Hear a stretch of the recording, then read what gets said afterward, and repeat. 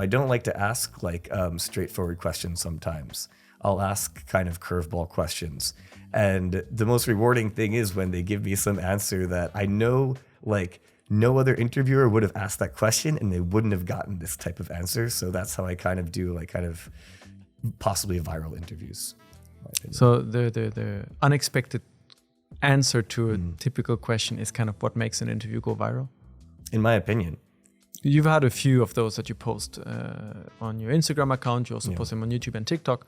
Can you talk us about the ones that really blew up a little bit and how it was for you to actually be there and interview that person in the first place? Yeah, sure. So I could tell you about the one that put me on the map.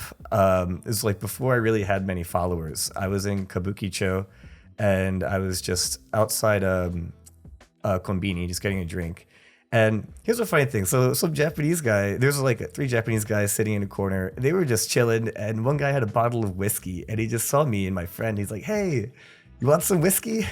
I was like, this guy seems fun. I want to go talk to him. So we were hanging out and I was like, hey, I do interviews, by the way.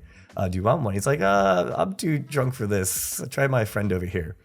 So this other guy was like, yeah, he was like super chill, right? Like everything about him was very calm and collected. And I was like, all right, let's see what this guy's got. I want to ask him the most controversial question I have on my mind. So it was like, do you consider prostitution to be cheating in Japan? And he was like, actually, it is cheating. I don't think, if you're in a relationship, I don't think you should do it. I was like, okay, that's actually a very, acceptable answer, in my opinion. But I was like, well, I was like, you're probably too young to go. Like, do you ever go yourself? And he's like, oh, actually, yeah, I go all the time. I was like, oh, okay, well, tell me about it. And he started to relay his experience going to prostitutes.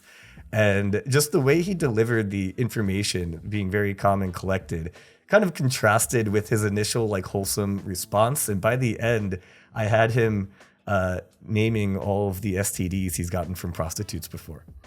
So that really went off track a little bit. This man, affectionately known as STD-kun, put me on the map. It got like 8 million views seen around the world.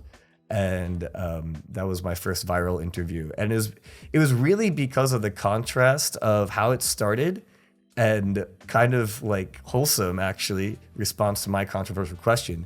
But then he was actually less wholesome than people expected. And he just said everything with a straight face.